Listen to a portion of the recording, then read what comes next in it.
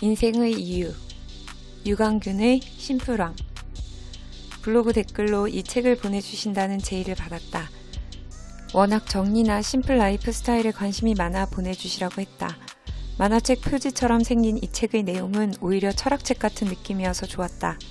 정리 방법에 관한 책들은 많았지만 인생의 이유를 생각하게 하는 정리책은 별로 보지 못했다.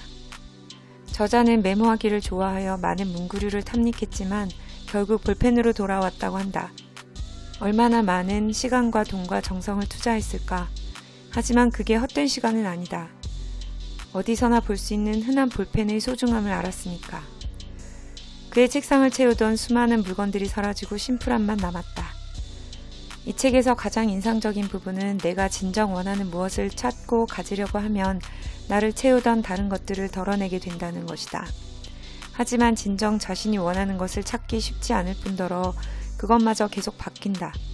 한편 좋아하는 것만 계속 찾는 것보다 내가 계속하면서 좋아지는 경우도 있다.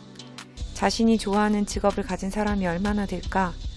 계속하여 기술이 늘고 능숙해지면 좋아질 수 있다. 자신이 하는 일을 좋아하는 것과 좋아하는 일을 하는 것은 상반된 것처럼 보이지만 일맥상통한다. 아무 생각 없이 하루하루 그냥 살아가는 것이 아니라 내 인생의 이유가 무엇인지 생각하며 살라고 한다. 이렇게 말하는 저자는 정작 자신의 인생의 이유는 말하지 않는다. 지극히 개인적인 일일 수도 있고 스스로도 아직 찾는 중일지도 모른다. 성경에 밭에 부화가 감추인 것을 아는 사람은 재산을 팔아 그 땅을 산다는 예화가 나온다.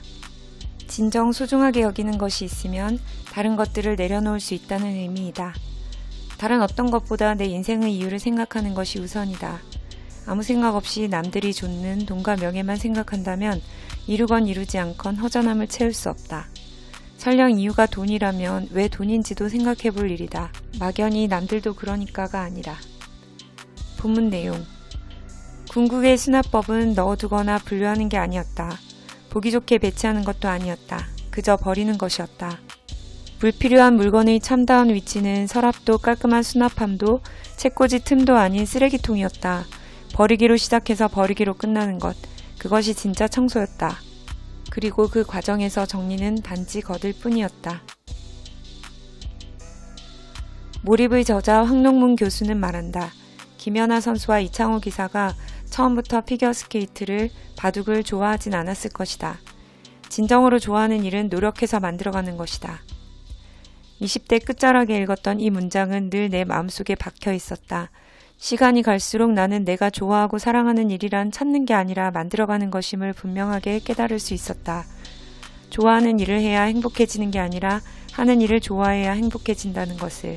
무슨 일이든 오랜 시간을 쏟아부으면 재미있어진다. 시간을 들일수록 이해가 깊어져 몰입도가 높아지는 까닭이다.